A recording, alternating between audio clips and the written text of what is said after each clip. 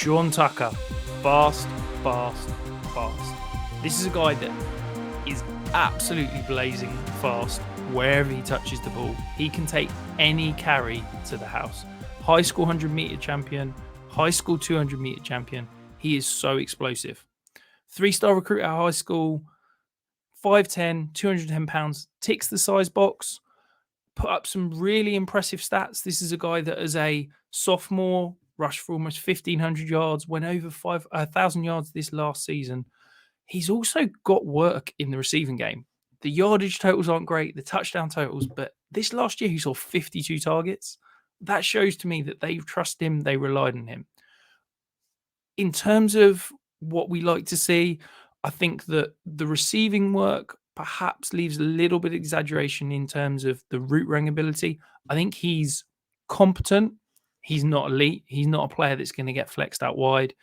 He also isn't a natural hands catcher. He cradles the ball quite a lot.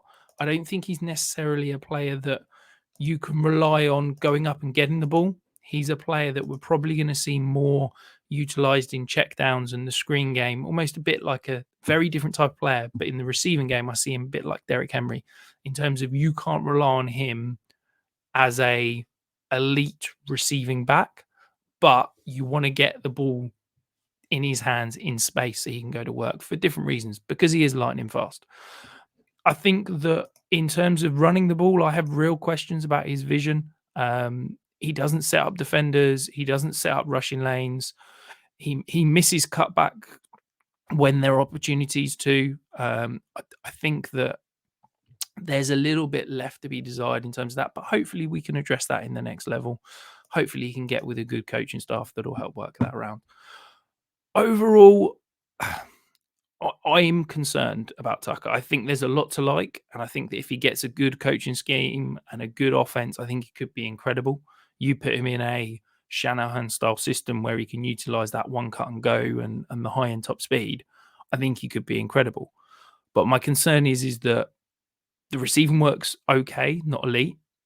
His pass protection is woeful. Like, I don't even really grade pass protection in terms of backs normally, but his pass protection is so bad it really screams on the film. So I worry that a 2-down speed back that's not great in the passing game, he could be difficult to rely on for fantasy purposes. There is definitely a ceiling there. There is definitely the potential that he could be a superstar, as I said, if he gets in the right scheme, if he rounds out some of those elements of his game. He's got that speed, that agility that you could completely take off.